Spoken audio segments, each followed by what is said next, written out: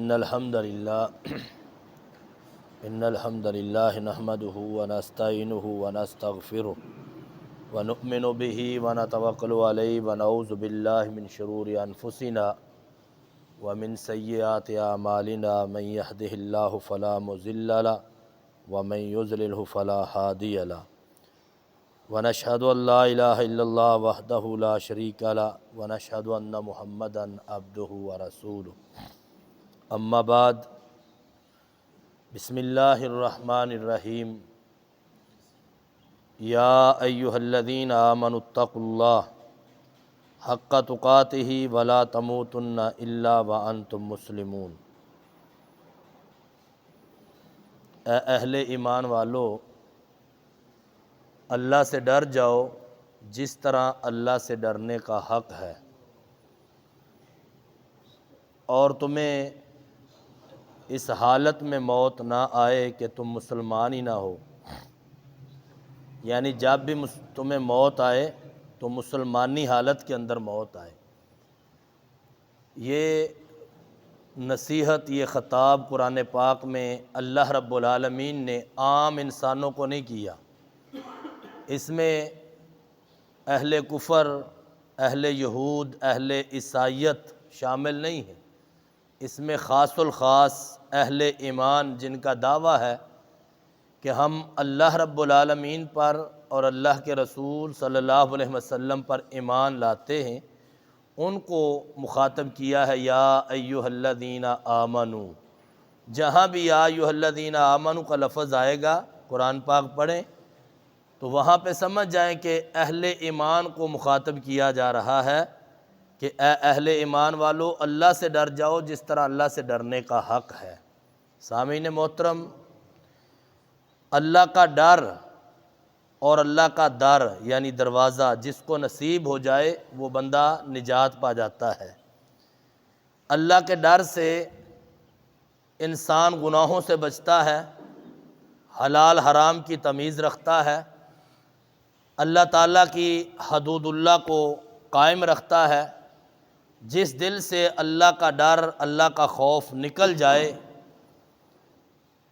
وہ انسان دنیا کے اندر بھی ناکام ہے اور آخرت کے اندر بھی ناکام ہے۔ یہی ڈر تھا جس کی وجہ سے سیدنا عمر فاروق رضی اللہ تعالی عنہ جیسے سخت دل، جب انہوں نے اللہ کے ڈر کو اپنے دل میں جگہ دی تو وہ اس قدر موم ہوئے، حدیث میں آتا ہے کہ اس قدر اللہ کے سامنے رویا کرتے تھے اللہ کے خوف سے کہ ان کی آنکھوں کے اوپر رونے کے نشانات بن چکے تھے۔ آپ اندازہ کریں کہ یہ وہی عمر فاروق رضی اللہ تعالی عنہ ہیں جن سے کیسر و کسریٰ ڈرتے تھے، لرز جاتے تھے، جن کے دبدبے سے، جن کی جرت سے، جن کی شدت سے، جن کی جو ہے وہ ایک سختی سے کیسر و کسریٰ لرز جاتے تھے، لیکن جب انہوں نے اپنے دل میں خوف الہی کو جگہ دی، اس قدر اللہ کے سامنے روتے ہیں کہ رو رو کر آنکھوں کے اوپر رونے کے نشان پڑ گیا ہے۔ اسی طرح آپ رہبر شریعت سیدنا محمد عربی صلی اللہ علیہ وسلم کو دیکھیں کہ جن کے بارے میں معصوم عن الخطا اور اسی طرح اللہ کی طرف سے معافی کے اعلان اور اللہ کی طرف سے جنت کی سرداری بغیر اجازت کے میرے آقا علیہ السلام کی جنت کا دروازہ نہیں کھل سکتا۔ حالت کیا ہے کہ اللہ کی ڈر کی وجہ سے، اللہ کے خوف سے رات کو قیام کرتے ہیں۔ اماں عائشہ طاہرہ مطہرہ صدیقہ کائنات رضی اللہ تعالی عنہ بیان فرماتی ہیں کہ میں نے دیکھا کہ آقا علیہ السلام کہ رونے کی آواز اس طرح سنائی دے رہی ہے جس طرح چولہے کے اوپر کوئی ہنڈیا کے اندر چیز پکتی ہے، اس میں سے گڑ گڑ کی آواز آتی ہے۔ اس طرح آقا علیہ السلام رات کے وقت میں تنہائی میں سر بسجود ہو کر اللہ کے سامنے روتے تھے۔ سامعین محترم، ہم دیکھیں ہم جس نبی کے امتی ہیں وہ کس طرح اللہ کو راضی کرتے، اللہ کے خوف سے ڈرتے، اور آج ہم کئی گناہ کرتے ہیں۔ ہمارے معاشرے میں دیکھیں کہ گناہ کو گناہ نہیں سمجھا جاتا، عادت سمجھتے ہیں لوگ، اور گناہ اس قدر شدت کے آپ اندازہ کریں کہ نابالغ بچیوں کے ساتھ زیادتیاں، پھر ان کو زندہ، ان کو جو ہے نا وہ قتل کرنا، بچوں کو ان کے ساتھ زیادتی، ان کو قتل کرنا، یہ سوشل میڈیا کے اوپر آپ دیکھیں کس طرح واقعات آتے ہیں، کس طرح ظلم کی بربریت ہے۔ یہ کس وجہ سے ہوتا ہے؟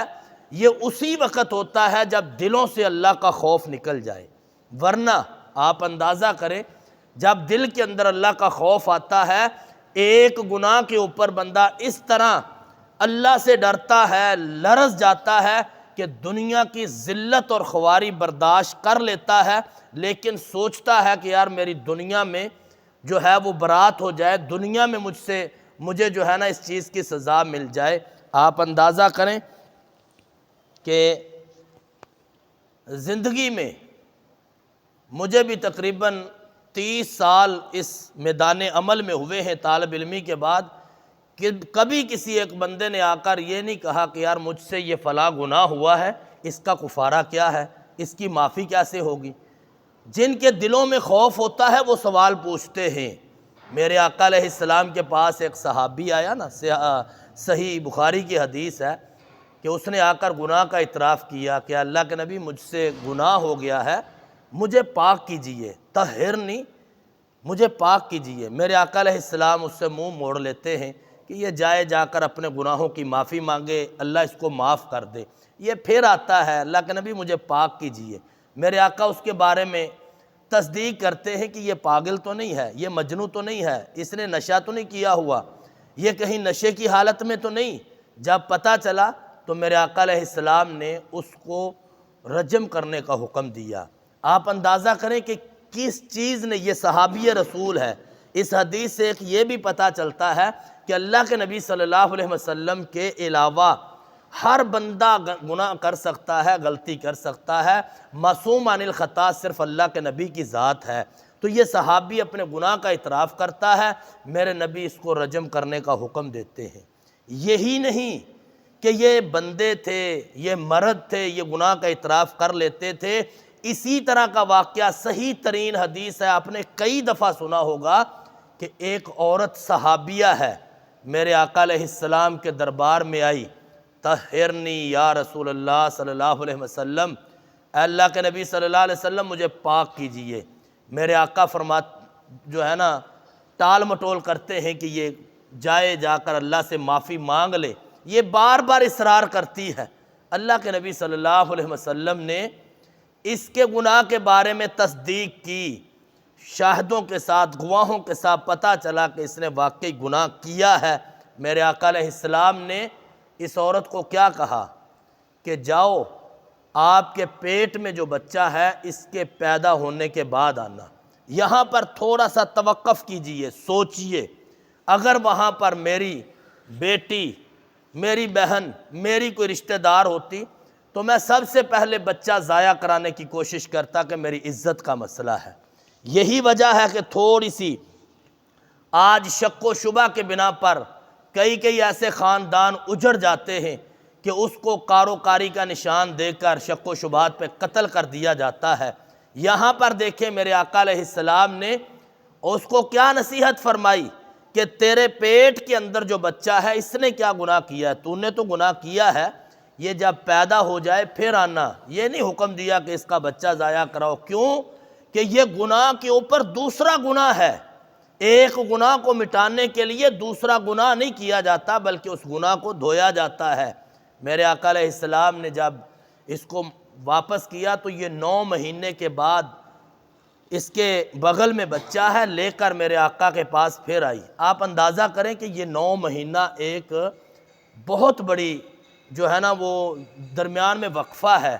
اس میں اگر وہ گناہوں کی معافی مانگتی تو میرے آقا علیہ السلام زبردستی ان کو بلا کر سزا نہیں دیتے، اور اسی لیے اس کو واپس کیا تھا کہ شاید یہ اپنے گناہوں کی معافی مانگے، اللہ اس کو معاف کر دے، اس کے گناہوں پہ پردہ ڈالے، کیونکہ اللہ تعالیٰ نے جو شریعت اللہ کے نبی پہ نازل کی ہے اس کے اندر یہی ہے کہ گناہوں پہ پردہ ڈالا جائے، لیکن جب دل کے اندر خوف خدا ہو تو پھر انسان چین سے نہیں بیٹھتا۔ یہ 9 مہینے کے بعد پھر آئی، میرے آقا علیہ السلام نے کہا کہ یہ بچہ جب کھانا کھانے لگ جائے، روٹی کھانے لگ جائے پھر آنا۔ پھر کچھ دنوں کے بعد، کچھ مہینوں کے بعد بچہ بغل میں اٹھایا ہوا ہے، روٹی کا ٹکڑا ہاتھ میں ہے، کھا رہا ہے۔ میرے آقا علیہ السلام نے اس بچے کی پرورش کی ذمہ داری صحابی رسول کو دی اور اس عورت کے بارے میں حکم دیا کہ اس کو سنسار کر دیا جائے۔ سامعین محترم، غور کیجئے، توجہ کیجئے، کیا چیز تھی جو بار بار اس کو طہرنی یا رسول اللہ صلی اللہ علیہ وسلم پر مجبور کر رہی تھی؟ وہ یہی خوف خدا تھا کہ اس گناہ کا جو ہے سزا مجھے دنیا میں مل جائے، جو آخرت کی ذلت اور خواری ہے، جو آخرت کا عذاب ہے، وہ اس سے کہیں سخت ہے۔ میرے آقا نے اس کو رجم کرنے کا حکم دیا، رجم کیا جا رہا ہے۔ ایک پتھر لگا، سر کے اندر خون کا پھوارا نکلا تو غالباً خالد بن ولید کے کپڑوں پر پڑا۔ انہوں نے کہا کہ یہ ناپاک عورت اور اس کا خون میرے پاک جسم پر، صرف اتنے لفظ کہنے کی دیر ہے۔ میرے آقا علیہ السلام نے فرمایا کہ تجھے پتہ ہے کہ اس عورت نے ایسی توبہ کی ہے کہ اگر یہ مدینہ کے گناہ گاروں پر تقسیم کی جائے تو سب کو معافی مل جائے۔ آخری بات بیان کر کے بات کو ختم کرتا ہوں کہ خوف الہی جس کو نصیب ہو جائے، دنیا میں بھی نجات ہے، آخرت میں بھی نجات ہے۔ قیامت کا دن ہوگا، 50,000 سال کا دن ہوگا، سورج سوا نیزے پر ہوگا۔ آپ اندازہ کریں، یہ ابھی جو ہمیں پسینہ آ رہا ہے، پنکھا چل رہا ہے، اس کے باوجود یہ سورج کی تپش ہے۔ جب سوا نیزے پر سورج ہوگا تو کیا حشر ہوگا۔ بعض اوقات آپ کہیں میدان چٹیل میں جاتے ہوں گے، کہیں قبرستان جنازے میں یا کسی ایسے مجمع میں جہاں جون جولائی کا مہینہ ہو، تو انسان سورج کی تپش سے بچنے کے لیے ٹوٹے پھوٹے درخت کے نیچے کھڑا ہوتا ہے، کسی گاڑی کے نیچے کھڑا ہوتا ہے، موٹر سائیکل کی اوٹ لیتا ہے کہ اس گرمی سے بچ جاؤں۔ جب 50,000 سال کا دن ہوگا اس وقت کیا بنے گا؟ اس وقت اللہ تعالیٰ 7 قسم کے خوش نصیب انسانوں کو آواز دے کر اپنے عرش کے سائے کے نیچے جگہ عطا فرمائے گا۔ کبھی سوچا ہے کہ یار ہمارا بھی نام ان 7 خوش نصیبوں میں سے آ جائے؟ ان میں سے ایک خوش نصیب وہ ہوگا جو اس وقت دنیا میں رویا ہے اللہ کے سامنے اپنے گناہوں پر۔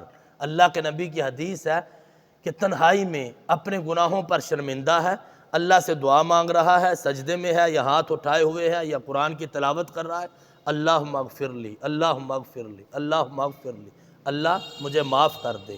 یہ معافی مانگتا مانگتا اس کی آنکھ سے ایک رائی کے دانے کے برابر آنسو گرتا ہے۔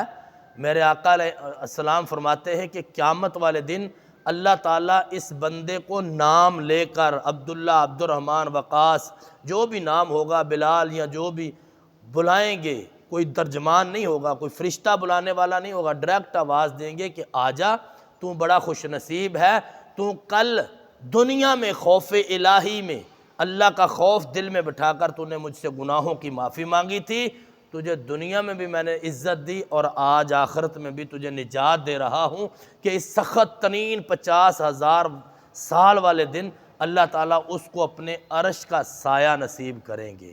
تو آئیے ذرا کوشش کیجئے، ماہ رمضان آنے والا ہے، تیاری کیجئے۔